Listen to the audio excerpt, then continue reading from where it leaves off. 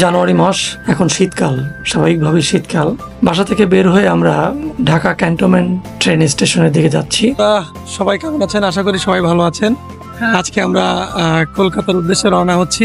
দেখতেই পাচ্ছেন আমরা ট্রেনে যাচ্ছি আজকে। কলকাতায় গিয়ে আবার দেখা হবে। মাঝে আমরা ট্রেনে কিছু শুট করব, সেগুলো আপনাদের সাথে শেয়ার করব। ইমিগ্রেশন কমপ্লিট করে আমরা এখন ট্রেনে উঠবো। ঢাকা থেকে কলকাতা যেতে হলে আপনি প্লেন, ট্রেন, বাস যে কোনোভাবে যেতে পারেন। আমরা এবার যাচ্ছি ট্রেনে করে। ট্রেনে যেতে হলে ট্রেনটি দর্শনা গেদে হয়ে কলকাতা স্টেশন চিতপুরে যায়। বর্তমানে ট্রেনের জার্নিটা কিন্তু বেশ আরামদায়ক, এবং যারা সিনিয়র সিটিজেন তাদের জন্য তো খুবই আরামদায়ক এবং সুবিধাজনকও বটে। ট্রেনের সময় হয়ে গেছে, কিছুক্ষণের মধ্যে ছেড়ে দিবে ট্রেন। মৈত্রী ট্রেনে কিন্তু দু রকমের সিটের সুবিধা রয়েছে। একটা হচ্ছে এসি সিট বা কেবিন যেটাকে বলা হয়, আর আরেকটি হলো এসি চেয়ার। আজকে কলকাতা যাওয়ার জন্য আমরা টিকিট কেটেছি চেয়ার কোচে। চেয়ার কোচের অভিজ্ঞতাটা নেওয়ার জন্য গতবার যখন গিয়েছিলাম তখন এসি কেবিনে গিয়েছিলাম। এসি সিট বা কেবিনের ভাড়া ছিল জনপ্রতি 4,900 টাকা, 1,000 টাকা ট্রাভেল ট্যাক্স সহ। বাট বর্তমানে ভাড়া বর্ধিত করে বিগত 15ই জুন 2024 তারিখ হতে নতুন ভাড়া নির্ধারণ করা হয়েছে। বর্তমানে এসি সিট বা কেবিন এর ভাড়া হলো জনপ্রতি 5,110 টাকা, 1,000 টাকা ভ্রমণ ট্যাক্স সহ। আর এসি চেয়ার এর ভাড়া জনপ্রতি 3,740 টাকা, 1,000 টাকা ভ্রমণ ট্যাক্স সহ।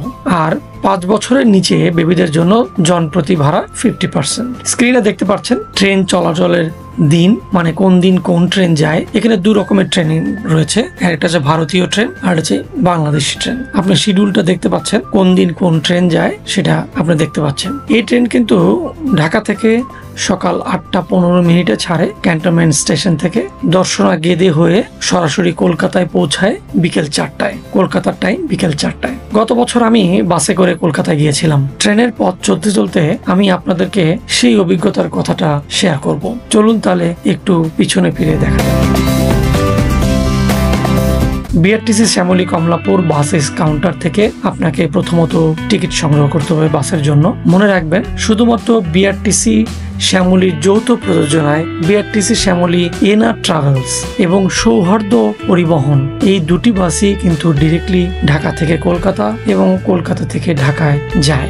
প্রতিদিন 2টা সকালে এবং 2টা রাত্রে এই বাসগুলি যায়। সকালবেলা বাস ছাড়ে 7:30 আর রাতে বাস ছাড়ে রাত 10:15। এই বাসগুলিতে গেলে স্পেশালি আপনি বর্ডার ক্রস করার সময় স্পেশাল লাইন ব্যবহার করে যেতে পারবেন। এই দুপাশের বর্ডার চেকিং কমপ্লিট হতে 1.5 থেকে 2 ঘন্টা লাগে, অনেক সময় এর আগেও হয়ে যায়। আমরা আজকে কলকাতার উদ্দেশ্যে রওনা দিলাম কমলাপুর বিআরটিসি স্টেশন থেকে। আমি এবং সুপ্রিম দুজন মিলে সৌহার্দ্য গাড়িতে রওনা দিলাম। বাসে গেলে ভ্রমণ ট্যাক্স দিতে গাড়ির কন্ট্রাক্টর আপনাকে হেল্প করবে। এক্ষেত্রে আপনার কাছ থেকে তারা সার্ভিস চার্জ হিসেবে জনপ্রতি 150 থেকে 200 টাকা নিবে। আপনি চাইলে নিজেও দিতে পারেন, সেক্ষেত্রে লাইনে দাঁড়িয়ে আপনাকে ভ্রমণ ট্যাক্স দিতে হবে।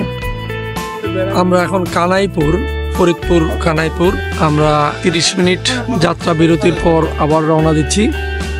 সুপ্রিম সামনে এসে দাঁড়িয়েছে। এবার আমরা গাড়িতে উঠবো। সকাল হতে না হতেই আমরা পৌঁছে যাব বেনাপোল বর্ডারে। বেনাপোল বর্ডার ক্রস করে আমরা কলকাতার উদ্দেশ্যে আবার রওনা দিব। এই শ্যামলী বিআরটিসি বা সৌহার্দ্য ছাড়াও কিন্তু গ্রিন লাইন, শ্যামলী, সোহাগ, দেশ ট্রাভেলস এর বেশ কিছু বাস রয়েছে, যাদের কানেক্টিং বাস রয়েছে। ওপার থেকে বেনাপোল বর্ডার ক্রস করে আপনি কানেক্টিং বাসে করে যেতে পারেন। সেক্ষেত্রে এই বাসগুলোতে গেলে যে হ্যাসেলটা হয় তা হলো বেনাপোল গিয়ে ঘন লাইনে দাঁড়িয়ে আপনাকে নিজ দায়িত্বে বর্ডার ক্রস করতে হবে। সেক্ষেত্রে যদি বর্ডারে ভিড় থাকে তখন বেশ কষ্ট হয়। তবে আমি প্রেফার করব ডিরেক্ট বাসে টিকিট কাটার জন্য। আমরা 30 মিনিটের যাত্রা বিরতির পর আবার যাত্রা শুরু করছি। এরকম আমি একবার তালে পড়েছিলাম, অনেক কষ্ট হয়েছিল সেবার আমার। আর যদি ভিড় না থাকে তবে খুব বেশি বেগ পেতে হবে না হয়তো বা আপনাকে।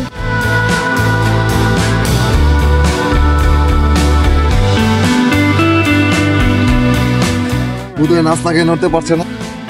প্রচুর নাস্তা খেয়েছি আমরা, খাসির মাংস, লুচি এবং মালাই চা।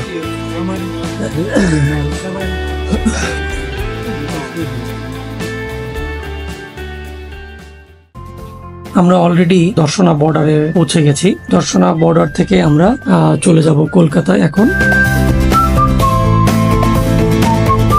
আমরা অলরেডি কলকাতা স্টেশনে পৌঁছে গেছি। সবাই ইমিগ্রেশনের জন্য লাইনে দাঁড়িয়েছে। ইমিগ্রেশন কমপ্লিট করে আমরা রওনা হলাম আবার ট্যাক্সিতে করে। আগামীকাল কলকাতা থেকে আমরা চেন্নাই যাব, চেন্নাই থেকে আমরা কন্যাকুমারী যাব, কন্যাকুমারী থেকে আমরা রামেশ্বরম যাব। এই যে যাত্রাপথে যত জায়গায় যাব, আমি সব জায়গাকার আমি টুরিস্ট প্লেস যেগুলো রয়েছে সেগুলো আমি আপনাদের সাথে শেয়ার করব। আজকের ভিডিওটি আমি এখানেই শেষ করতে চাই। নেক্সট ভিডিওতে আবারও দেখা হবে। সবাই ভালো থাকবেন, সুস্থ থাকবেন। Good bye.